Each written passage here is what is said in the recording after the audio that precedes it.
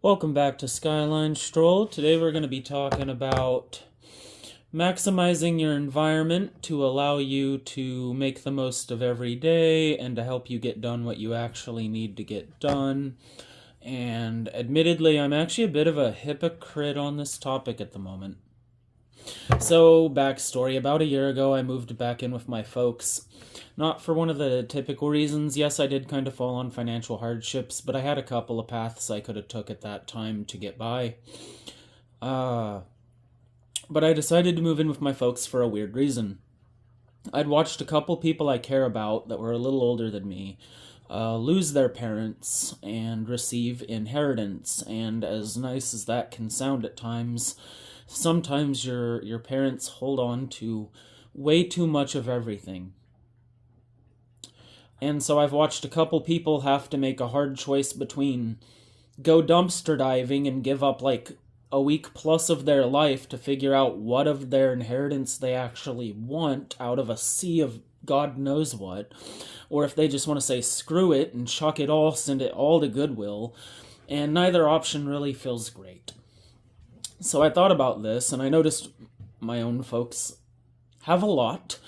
And also, they're both getting older, and they live out here in the middle of nowhere, and the workload was definitely starting to overtake them, so I wanted to come out here for a little bit to save some extra money, and also, cut down on their workload and help them retake their home. So ironically, I guess this is why I'm making this video, because when I was in my own home last, it very much was an environment that served me and served me very well. And even in spite of things out here, I have managed to make an amount of the environment out here work in my favor as well, and I have managed to help my family downsize some of their crap and get it in order better. And by the time I'm looking at moving out of here, hopefully early spring, late summer, we'll see. Depends on where my savings are at. By then, I'm hoping that we'll really have the home here somewhere that I can feel comfortable leaving them to their own devices. So, basically, I came out here with the intent to clean up before the inheritance phase. I figure I'll have enough on my plate when when my parents are passing that I won't want to clean up the efforts of somebody whose possessions were out of control at that time as well. And I had some genuine like limbo time to play with if I wanted to. So I did precisely that. And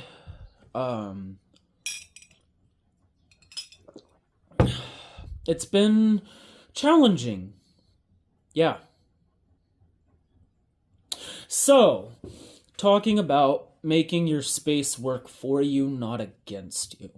That's going to be the main focus of today's video, and we're going to kind of get into how you can increase motivation and productivity by changing things in your environment, how you can help stabilize your mood and reduce stress by changing things in your environment, how you can make yourself be more consistent and reliable just by changing things in your environment.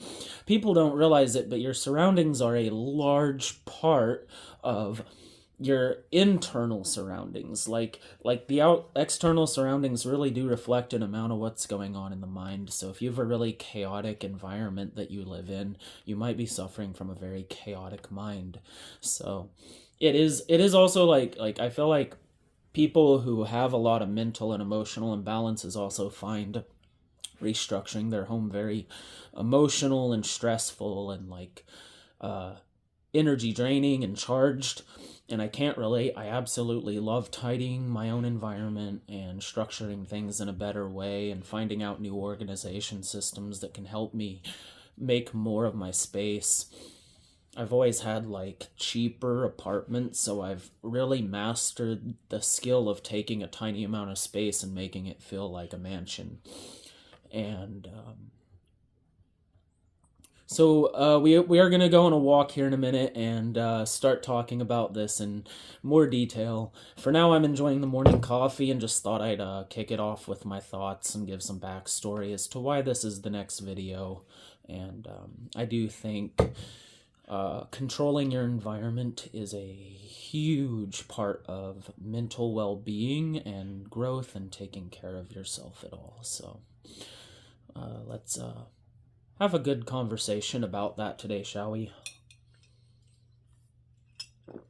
It did snow again, so this walk is going to hopefully be nice and pretty. Alright, see you then. Alright, so we're discussing taking control of your environment and making the most of your own home and how to best manage your own space and environment. So, part of the reason I wanted to make this video was in response to the bed rotting and laying flat trend, as I mentioned. I understand the desire to give up. I've been there more often than I'm not in my life, if I'm being honest, but a lot of times I feel like you can read how someone's doing, not just by how they're like taking care of themselves, but how they might be taking care of their environment. For a lot of people, like if you have a lot of chaos within your mind, then you're going to have a lot of chaos within your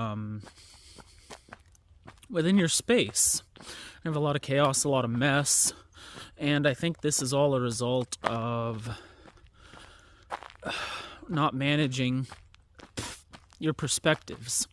So if you feel like you can't control things, like things get away from you, you're always reacting and just trying to survive and make do with what you have, and you're hoping a strong wind doesn't come and knock your shitty castle over, well, this is part of how you end up in the scarcity mindset that leads to things like hoarding.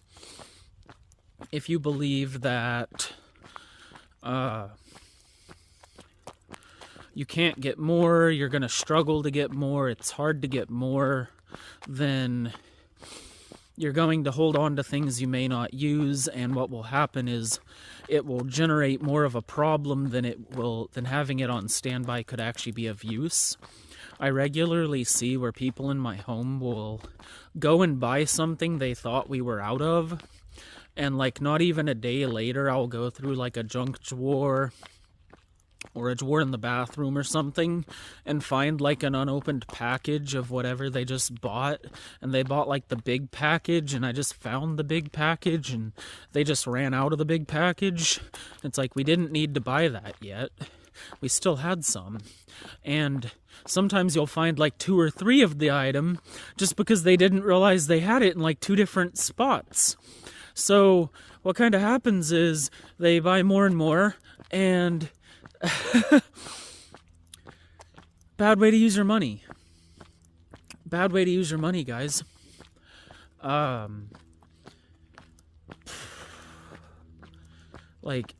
So I guess that leads to one of my first points about managing your space. Be choosy with what you keep in your inventory. Don't let your inventory get filled up easily. So like, just because something's useful doesn't mean you should like buy 2. Buy however many you use on a consistent basis, and no more. Don't buy an extra pair of shoes just for a rainy day or because you like them and you may not have an occasion to wear them. Don't buy like 3 bottles of laundry soap because they were running a special. Like, your environment is more important than that. So try and maintain your environment better, not just fill it up with things you may or may not find a use for, hoping that you won't get caught with your pants down. Part of life is getting hit with the unexpected. It's how we deal with that actually matters, not trying to prevent that. You can't prevent emergencies and accidents and shit like that. Those things are going to happen. So embrace it, accept it, and be ready for that. Understand that you can address a problem as it's arising, not as it's becoming a problem. Another thing to note is not to put things that don't go in a certain space into a certain space. Like, if if you have like a work from home job, for example, don't put a game console in your office. Don't put like a pile of your favorite fantasy reads in your office. That's not going to end well. That's not productive. Try and keep things in your environment that are used in that environment only. And also try to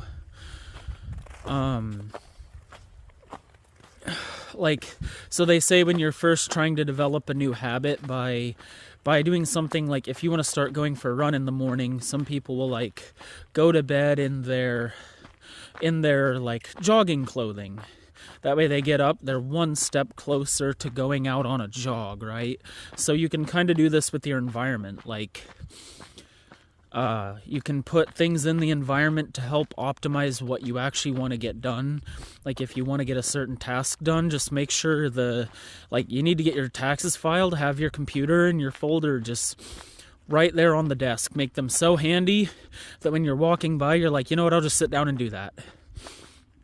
This is part of the danger of junk food, is we buy like a bag of chips and like stuff to prepare a lunch, and when lunchtime gets here, we can just open that bag of chips and start eating, or we can make lunch. Whatever is most convenient and accessible, we're going to be more liable to move towards it. So by cultivating your environment to make you do the things you want to get done, you can really raise productivity. Likewise, there should probably be an environment in or around your home where you just go to relax. Like, things you find there are like your preferred light level, the coziest damn chair in the world, whatever weird needs you met. Maybe you got like surround sound and lo-fi. Maybe you got like a little library, numerous bookshelves. Maybe it's where you go to just like kick your feet up, play some video games, or like get caught up on the news. Who knows? Whatever it is you do when you relax, you should cultivate a space in your home that is the dedicated go and relax space. You want other people to have limited access to this space. You want to really put a lot of effort into this space and make it something special. That way, when at the end of the day, when you've had a long, hard day, when work's really busted your chops, you can sit down and actually like rest and relax and feel a little better about yourself. Because if you got that sanctum, that outer sanctum, right, then you got somewhere to go and work on your inner sanctum. So try that. Try designing a space in your current home that is specifically laid out with the intention of relaxing in mind. I get that this is almost the intent of a living room, but I guess relay out your living room less to be a conventional living room and more to be what you find most relaxing. Or like I said, create like an office, a man cave, like game room, whatever you want to call it, library, study. It can be outdoors. If you're that kind of person, you can have like a gazebo and a garden. Like, that's cool. And so just cultivate that space that you can relax in. You don't have to worry about other things, and you can focus on switching gears to getting your stress level down.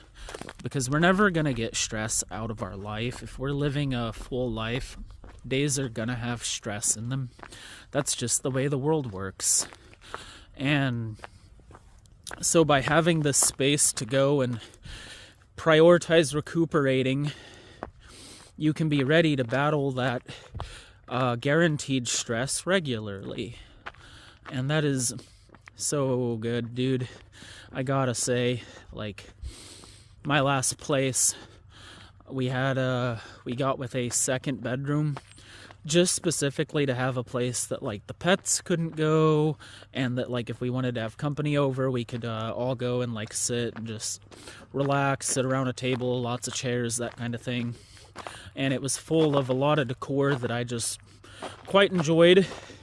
I had some pretty low lighting in there, in all honesty, and it's where I would go to do my mornings, and it's where I would go to decompress after a long... It's where I'd go sit if I just needed to be alone for a while. It served many functions. If I needed to focus on a task and really just buckle down and do it, I would go to the space that was made with these things in mind. So, I gotta say, like, designing your home where, with the intent of having each space do its job better, less just making a conventional home, is a great way to mentally approach this. And speaking of mental approaches, we'll move into the next segment now. So, basically the next part is the mental emotional attachment to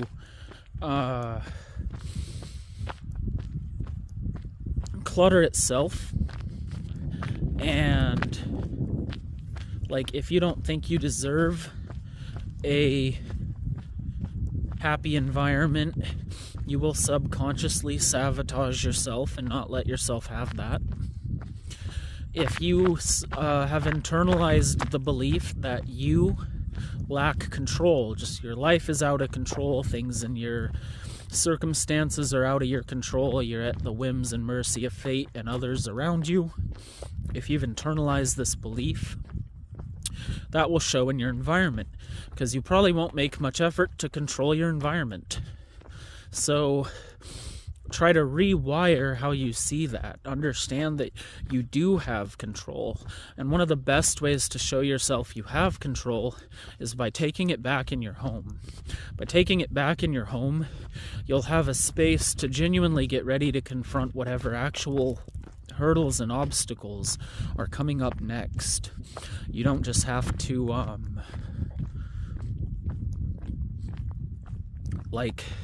bite the bullet and hope that thing didn't go missing last week, and oh, did somebody move this, and oh, I need to get that cleaned up, and I'm so far behind on this, and this always needs done. No, repurpose your environment to serve you. That way you can actually focus on harder things you need to do to better your life. Because if your environment's working against you, you're just going to have one more crack in your armor as you're trying to get by. You don't want that. So the next time you get off work and it's been a long day and you have tomorrow off, instead of letting that day just blow by, which I just get the desire to, and sometimes you should do that, get up, take your home back a little. Your room, if you just got a room, or your whole home, take a part of your home that's gotten away from you back, wherever the mess is, go confront it, go make it better. Then, after you've cleared the mess, you can focus on switching gears to stuff like reorganizing. A lot of people think they can just reorganize their way through a big mess. A lot of times big messes are just you having too much stuff and not knowing what to do with it, or having more than you need. And if you feel really bad about chucking your shit, like just throwing it all out, not keeping it, well, then what you can do is you can try donating it, you can try reselling it, you can ask people you care about if they want it, and this can be a great way to help get rid of things. Which leads to my next point. So I mentioned earlier something about the jogger who goes to bed wearing the jogging outfit, so when he gets up, he's already one step towards doing that. Alright, so go ahead, and if your home just really feels like you have no control over it, and it feels almost lost to you, been there, make 4 boxes, label them trash, donate, unsure, and find space for. These 4 boxes, put them in the room you want to work on. I hear a lot of people find it easier to start with like one category, so just like doing all the clothing, or all the books, or all the kitchenware, or all the DVDs, instead of just going from item to item. Me, I can typically just make boxes and go about it and call it good. A lot of times I just declutter as I go anymore.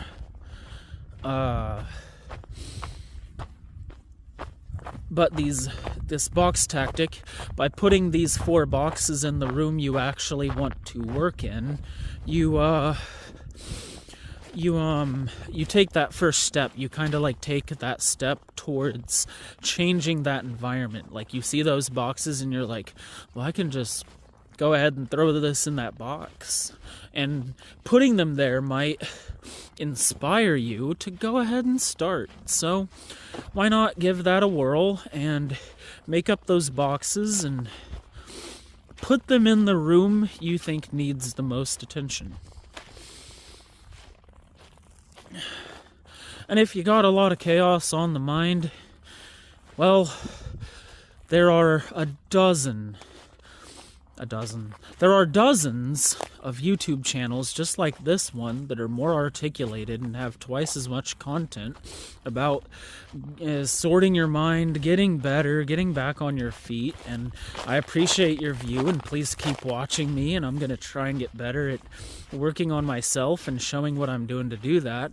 But also go give some of those guys a watch and find your motivation to retake your life as a whole, because a lot of times this mess is just rooted in a feeling like things aren't what you want them to be right now, or feeling like things have fallen away from you, or that you just dread your routine.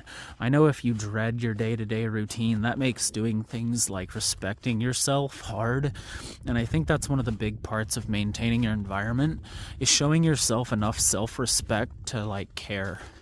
So like with trinkets, I keep quite a bit of sentimental trinkets from memories past, some from people I'm no longer close to, some from people I'm still close to, and everything in between, right? So the way I kind of can justify this to myself is by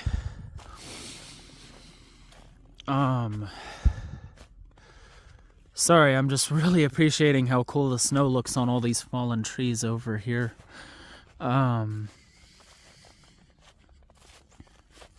Yeah, I like this weather an amount.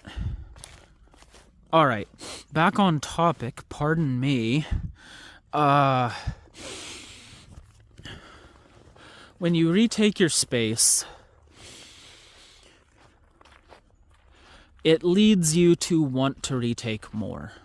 And so if you have a lot of these sentimental trinkets and don't know what to do with them, don't know where to put them per se, because you're kind of disrespecting those memories in a way. Like if these trinkets are so precious that you can't just throw them out, and they do represent more valuable times in your life, you're not doing them justice by sticking them in a box to collect dust, for one. You're not doing them justice by letting them be in a disorderly pile on one uncontrolled shelf. Show your life, your history, and your past a little respect, and put these items on display in a way that shows they matter. This will help you feel less like you just are a clutter goblin and more like you got things to display. But to do that, you are going to need to clear out some space to put in like a better shelf, a better display system, and you're going to need to pick the things that genuinely matter to you, because those are the only things that are going to be worth putting on these shelves and displays that you do decide to keep.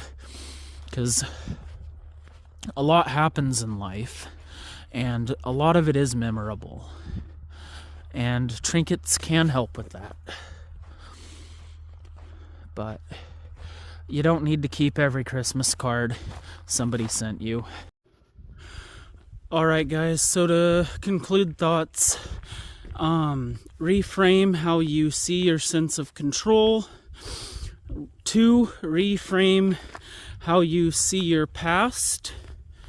3, try and learn to mentally purpose your environment for your needs. And 4, create 4 sorting boxes to help you make decisions about your possession and help downsize what you have and take more control. Guys, it's crazy world out there. Take good care of yourself.